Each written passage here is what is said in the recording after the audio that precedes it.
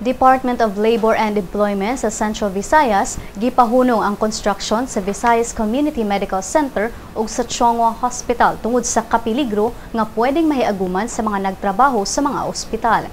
Si DOLE Secretary Rosalinda Baldos nibutyag nga kuwang sa mga safety ug protective gears ang mga construction workers nga nagtrabaho sa Visayas Community Medical Center samtang nagbutang og mga aluminum panels ug nagpatong sa scaffolding sa 6th floor.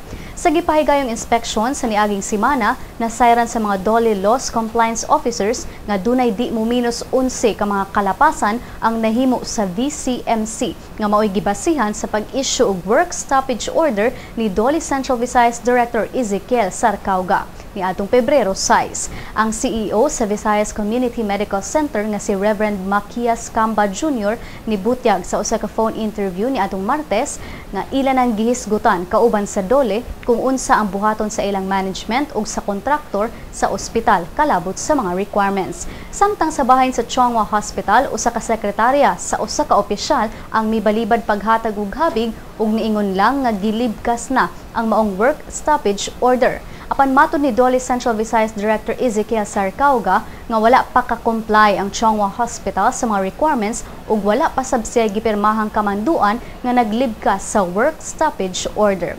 Ang Chongwa giisyuhan sab og work stoppage order ni atong Disyembre sa miaging tuig tungod sa susamang mga kalapasan.